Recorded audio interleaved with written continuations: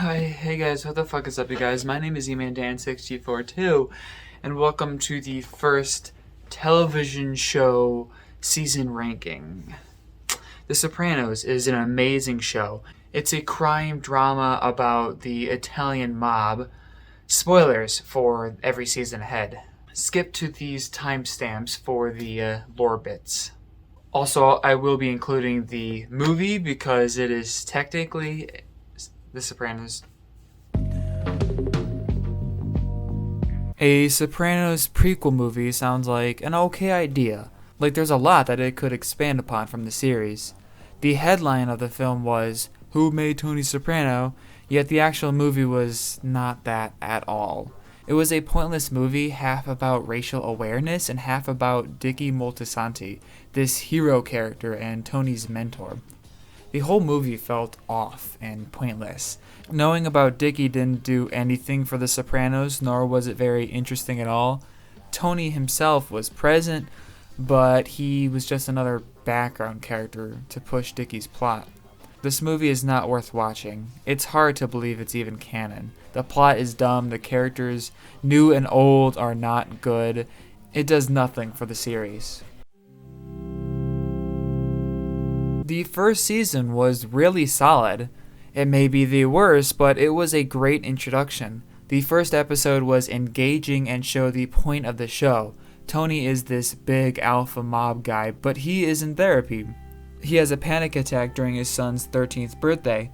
Tony is a man in a powerful position. By the end of the series, he sees himself as the acting boss of the family. But he is a sensitive man who forces himself to act into this position. But it wears on him, and he deals with panic attacks and depression. He hides this fact from everyone so they don't see him as weaker. Tony is an excellently written character. Episode 4, Meadowlands, sees how his involvement affects his children. During Jackie April's funeral, AJ learns his father is a mob boss, in a great scene. The season ends with the great Jimmy being a rat plotline, and Junior and Livia putting a hit on Tony, which would forever change Tony's relationship with them.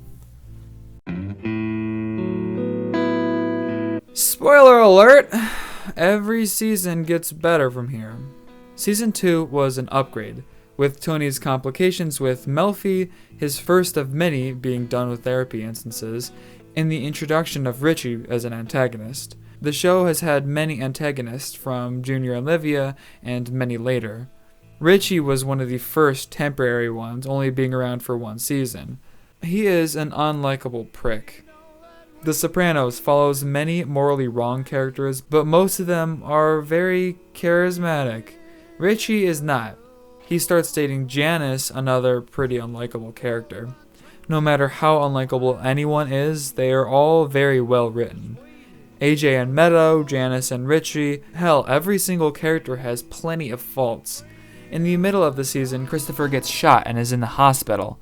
It's a great scene and sequence, but a problem I have with The Sopranos is something big will happen, but will be forgotten about rather quickly. The show is still amazing all the way through, but it irritates me.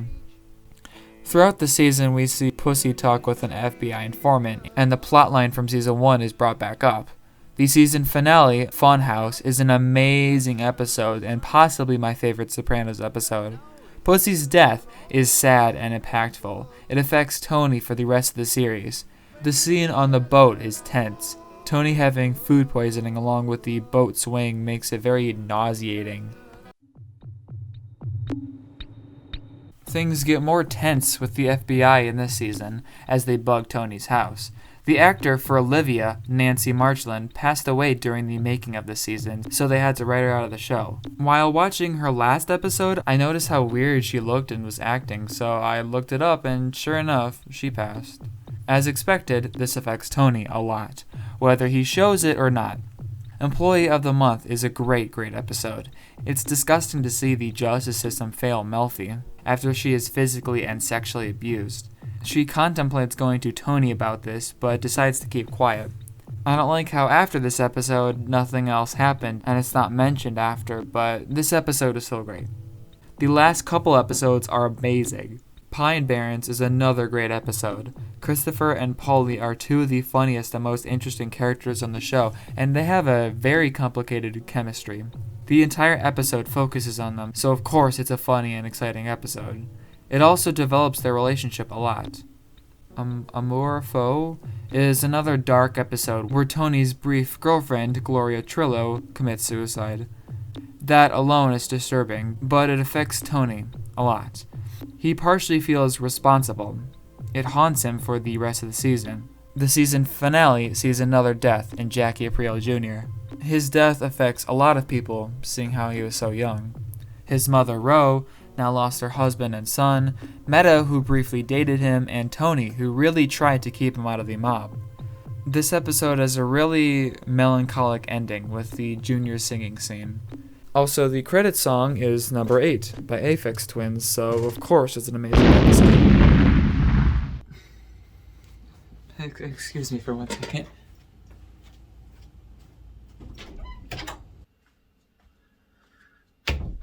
Hey mate, can you shut the fuck up?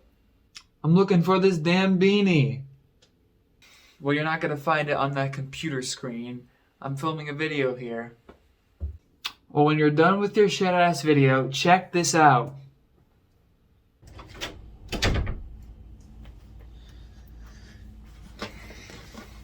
Sorry about that.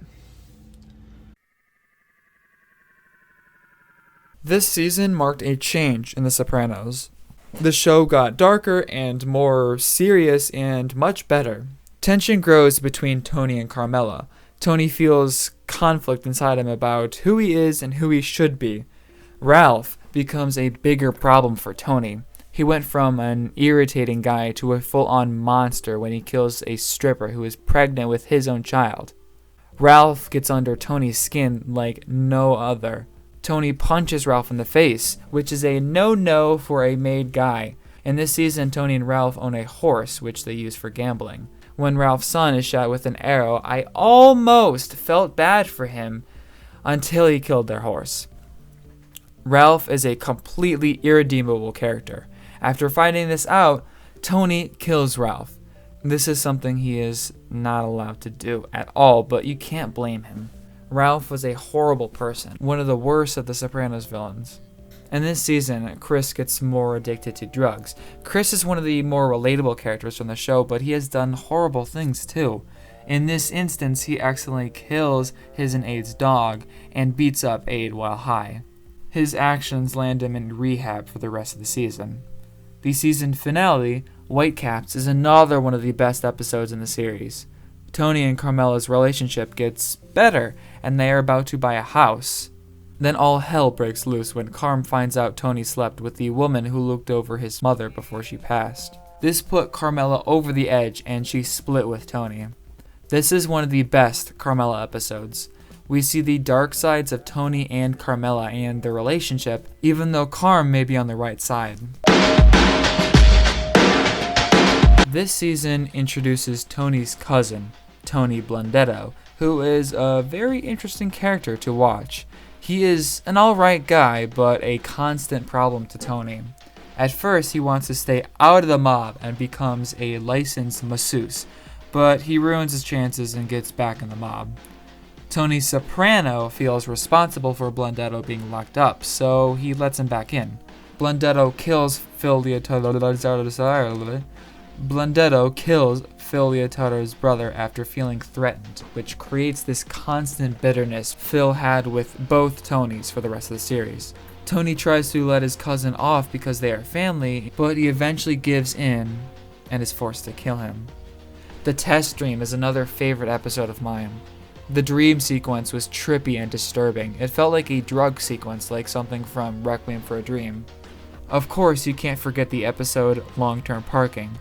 At this point, Adriana has been talking to the police for a while now, against her will. We finally see the climax of that plotline. Without a choice, she had to come out to Chris about this. Chris struggles with the decision of what to do. He loved Ade. He respects Tony, but he also resents him. He still believes he slept with Ade earlier in the season. He bends over backwards, and Tony uses him. But Tony loves him and appreciates him.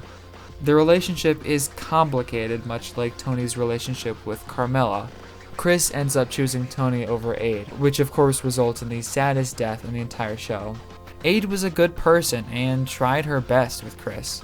Unlike most characters, she was redeemable and had no involvement in the mob. The last and final season. A spectacular season. Right off the bat, in the first episode, Tony is shot by Junior. Junior was suffering from major dementia at this point, and it only got worse from here. For a couple of episodes, Tony was in critical condition, as his life was at stake. It is a pretty dramatic way to start the final season, but it's amazing. Tony is in a coma, but he has this dream of an alternative life as this guy named Kevin Finity. You can view this as Tony's desire to leave the mob and live life as a regular person. Once Tony wakes up, he has this new outlook on life. He tries to be a better person, treat people better, and live life to its fullest. A prime example of his new way is how he treats the Vito situation. Vito is one of the most tragic characters in the show. He went from being a whatever side character to someone I didn't really like, and then in this season, he plays a much bigger role when it's revealed he is gay. This is something he could be killed over. So he up and leaves. Tony is on the fence about what he should do. Tony has been shown to be homophobic in the past, but Vito is a good earner. Phil Leotardo, on the other hand, wants his head on a plate. Phil is the new acting boss while Johnny Sack is in prison. Vito has his own side story for a while. It makes the character a lot more of a character. He becomes more relatable and redeemable. Sadly, he eventually comes back and is killed by Phil. Phil is this season's villain and the final one for the series. The feud he and Tony had from the events of the previous season culminates into this all-out war in the last couple episodes. This arc is amazing. It's tragic and results in the death of multiple important characters. Chris is another tragic death near the end. The death itself is a little out of nowhere. It comes right at the beginning of the episode. Chris starts to relapse in his drug addiction, and while high, he and Tony gets into a car accident. Tony deliberately suffocates Chris, killing him. Tony is shown to not feel remorse for this, but it's arguable how this affected him. Chris was a constant problem for Tony, but Tony loved him like a son. Speaking of sons, AJ goes through his own arc too. In the second half of season 6, his girlfriend breaks up with him and he spirals into a depression that culminates into him attempting to take his own life. It's hard to watch this take place. AJ is a tragic character. He is lazy, unmotivated, and unproductive, but it's not completely his fault. It's sad to see the fate of his character, but he does attempt to get his life back together after this incident. The series ends with the iconic cut to black scene. It's an amazing scene and ending. It leaves the series off very ambiguously, and it fits with the themes of the show. It's a memorable and amazing ending. The Sopranos is an excellent, excellent series. It's a dark and funny crime drama. It's easily one of the best shows ever created.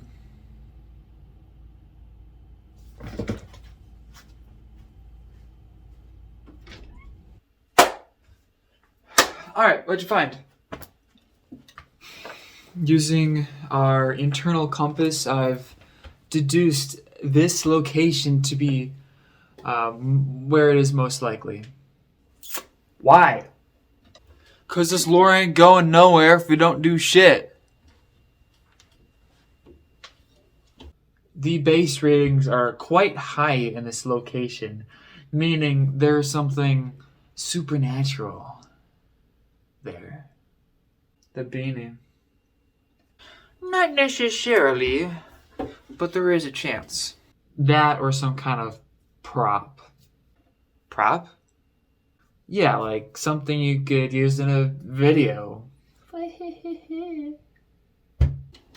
This basically is a prop hunt.